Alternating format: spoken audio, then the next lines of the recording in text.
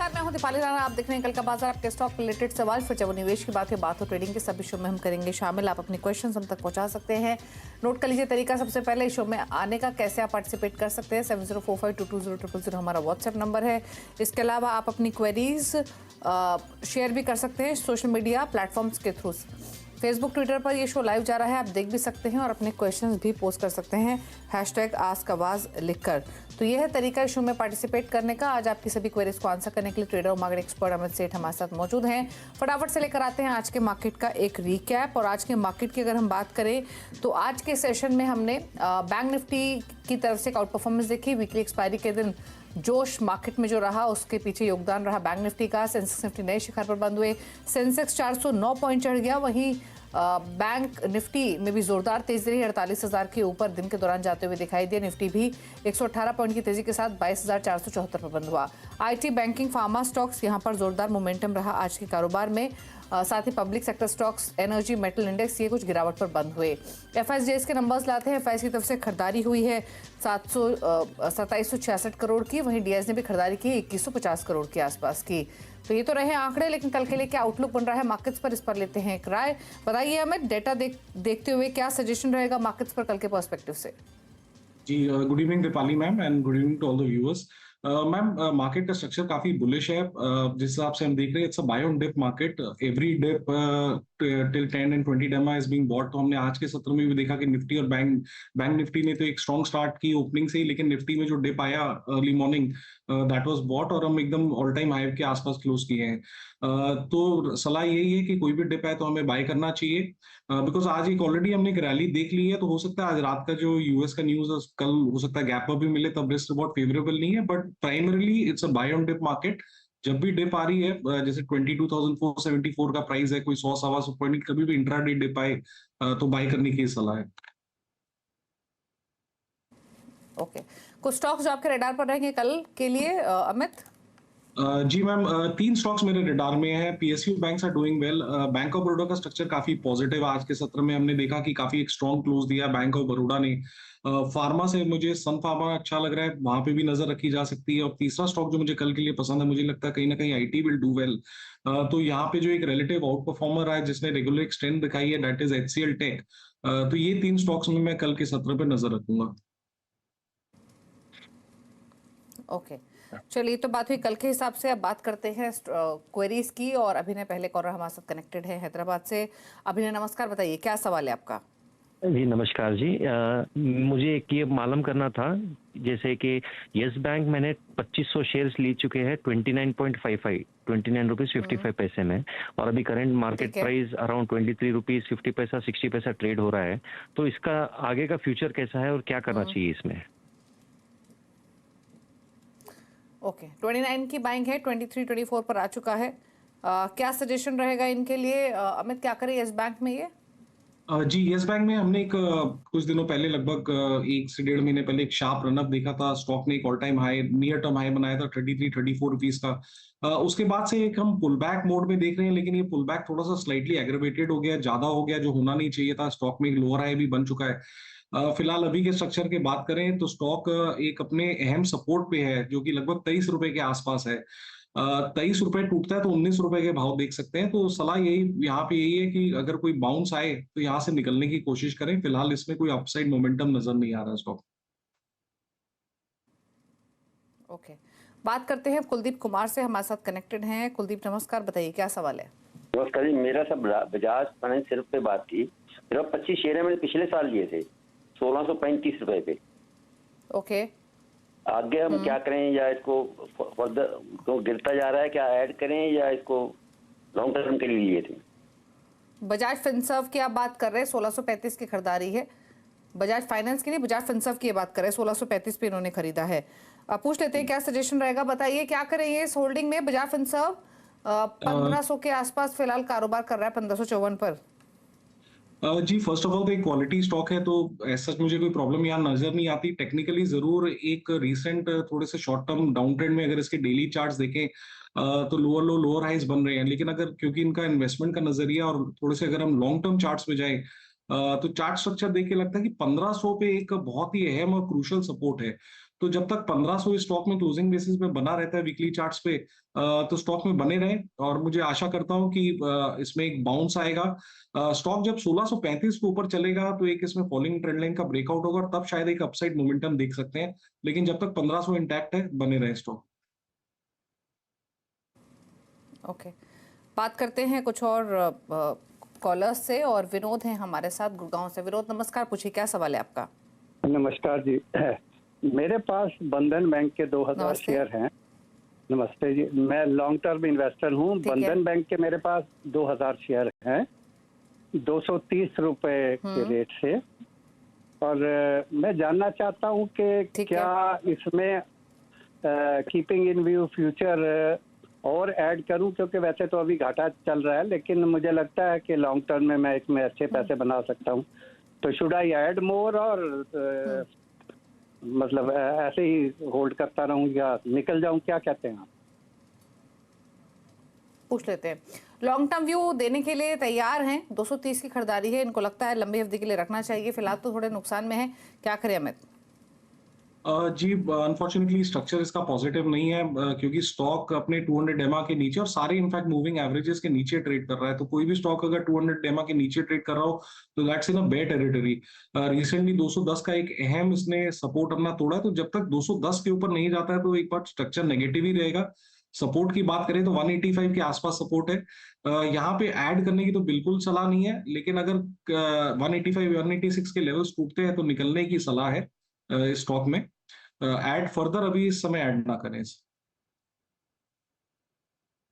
Okay, बात करते हैं एलडी गर्ग से, मध्य प्रदेश से हमारे साथ मौजूद हैं। गर्ग साहब नमस्कार, पूछिए सवाल।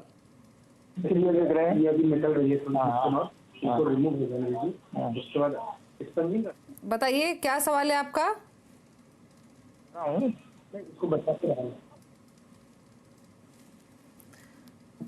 चलिए इनका सवाल ले लेते हैं। आईडीएफसी फर्स्ट बैंक पर इन्होंने सवाल हमें भेजा था, 500 शेयर्स खरीदे हुए हैं, 88 रुपए 20 पैसे की खरीदारी है, क्या करेंगे?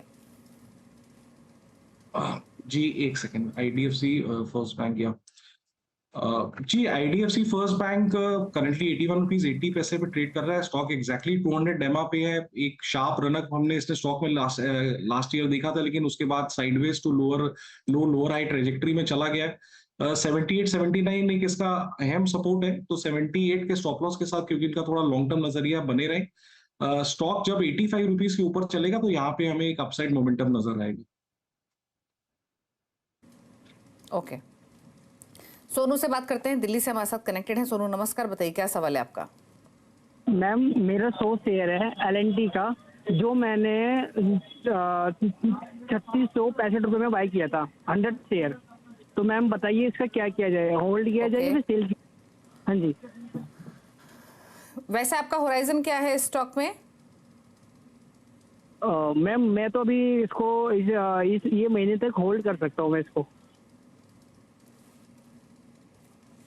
ओके, महीने भर का व्यू है एलएनटी, क्या करे? 3665 की खरीदारी है।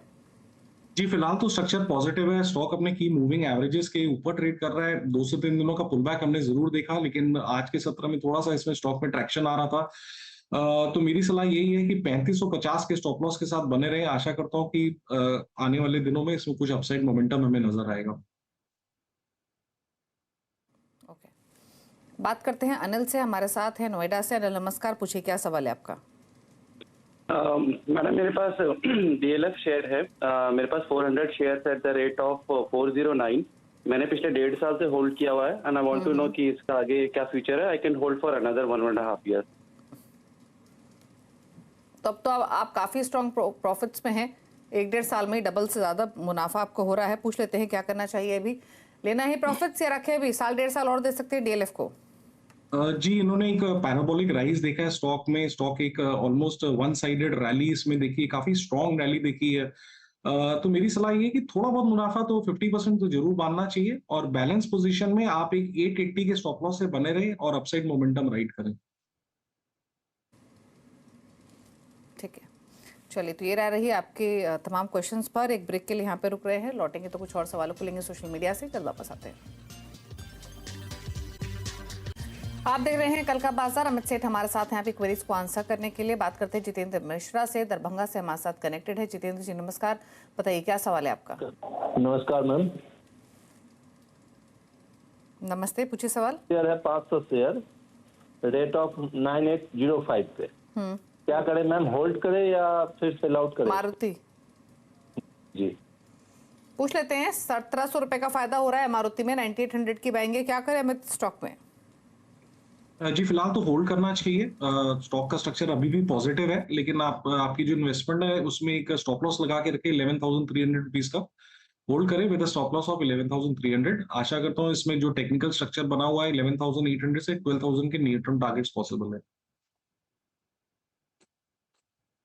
सवाल लेते हैं अब सोशल मीडिया से। विजय एक सवाल भेज रहे हैं, दो स्टॉक्स हैं इनके पास। पंजाब नेशनल बैंक 126 की बाइंग है, आईओसी में 179 की बाइंग है, दोनों पर ही व्यू लॉन्ग टर्म है। जी पंजाब नेशनल बैंक का स्ट्रक्चर पॉजिटिव है। स्टॉक एक अच्छे टेरिटरी और अच्छा स्ट्रेंथ दिखा रहा है। इनफैक्ट सारे पीएसयू बैंक्स में स्ट्रेंथ है। जब तक इसका 126 का लेवल इंटैक्ट है, मुझे लगता है 136 से 140 के लेवल्स पॉसिबल है। यहाँ पे मैं एक डिस्क्लेमर देना चाहता हूँ कि ये स्टॉक हमने अपने क्लाइंट्स को रेकमेंड किया हुआ है, तो that is a clear disclaimer in Punjab national bank. Second stock इन्होंने कहा ma'am, I didn't get it, कौन सा स्टॉक था? आईओसी 179। जी जी जी जी आईओसी में हमने एक रीसेंट पुल बैक देखा था। मुझे लगता है कि स्टॉक वापस एक स्ट्रेंथ अपना दिखा रहा है। तो जब तक 174 के लेवल्स इंटैक्ट है, इसमें बने रहे, एंड वी विल प्रोबेबली सी 183 से 185 के लेवल्स। ओके, बात करते हैं फेसबुक से कुछ क्वेश्चंस की। कन्हैया सिंह ने सवाल भेजा है ग्रेफाइट इंडिया पर। बाय रेट 559 है, जाना चाहते हैं, होल्ड करें या एग्जिट? क्वांटिटी 500 स्टॉक्स की है। जी जी ग्रेफाइट इंडिया में एक हम पुल बैक अभी देख रहे हैं। तो जब तक इसका 200 डेमा जो कि 585 के आसपास है, जब तक वो इंटैक्ट बने रहे, अगर 585 ब्रेक करता है तो शॉर्ट टर्म थोड़ा सा इसमें करेक्शन आ सकता है, तब एग्जिट कर जाइएगा। ओके, शनि का एक सवाल आया है फेसबुक पर ही। नजारा टेक और जैन इरिगेशन दोनों स्टॉक्स पर राय लेना चाहते हैं। लेवल्स इन्होंने मेंशन नहीं किए हैं खरीदारी के, बट इन्होंने लिखा है 15 से 20% लॉस में है इन दोनों स्टॉक्स में, क्या करें? जैन इरिगेशन और नजारा टेक। जी नजारा टेक एक डाउन ट्रेंड में है, 200 डेमा के नीचे ट्रेड कर रहा है, और जब सारे आईटी स्टॉक्स इतना अच्छा कर रहे हैं, this is not doing well. तो मेरी सलाह यही है कि कोई भी बाउंस मिले तो यहाँ पे एग्जिट करें। और दूसरा स्टॉक इन्होंने कहा जैन इरिगेशन। जैन इरिगेशन भी डाउन ट्रेंड में है। इनफैक्ट इसने भी 2 से 3 दिनों पहले अपना एक क्रूशियल सपोर्ट जो कि लगभग 56 रुपीज का था और 200 डेमा ब्रेक किया, तो यहाँ पे भी कोई बाउंस आए तो एग्जिट करने की सलाह है। सवाल लेते हैं अब एक और ये सवाल हमें रवि ने भेजा है एमएनएम फाइनेंशियल सर्विसेज पर। 315 की खरीदारी है। दूसरा इनके पास पावर फाइनेंस कॉर्पोरेशन, यहाँ 471 की इनकी बाइंग है। जी MNM financial it's in a sideways consolidation zone. 200 DEMA जब लगभग इसका 278 के आसपास आता है, जब तक वो बना हुआ तो इस स्टॉक में बने रहने की सलाह है। Once the consolidation is over तब हम इसमें नेक्स्ट मूव देखेंगे, नहीं तो फिलहाल मुझे इसमें कोई मोमेंटम नजर नहीं आ रहा, साइडवेज है स्टॉक। सेकंड स्टॉक इन्होंने कहा पीएफसी में ऑलरेडी एक हमने लास्ट ईयर काफी शार्प रन अप देखा था। रिसेंटली जो पुल बैक आया मुझे लगता है कंप्लीट हो गया है। 424 का प्राइस है, तो पीएफसी में बने रहे with a stop loss of 418 rupees. Okay, कुछ और क्वेश्चंस ले लेते हैं। और एक विनीत गुप्ता सवाल भेज रहे हैं आरवीएनएल पर, जानना चाहते हैं आरवीएनएल पर क्या आउटलुक है। लेवल्स इन्होंने मेंशन नहीं किए हैं। आई थिंक जो चार्ट स्ट्रक्चर देख के नजर आ रहा है, the best is behind RVNL for the near term, क्योंकि स्टॉक में एक पैराबोलिक राइज देखा था लगभग 23 जनवरी के आसपास। इसने एक बहुत ही अच्छा ऑल टाइम हाई बनाया था लगभग 333 रुपीज के आसपास। उसके बाद से स्टॉक एक पुल बैक मोड में है, कंसोलिडेशन मोड में है, तो मुझे लगता है कि एक बार आरवीएनएल अवॉइड करना चाहिए। ये थीम अभी इट्स नॉट इन फ्लेवर, तो इसमें मैं अभी निवेश करने की सलाह नहीं दूंगा।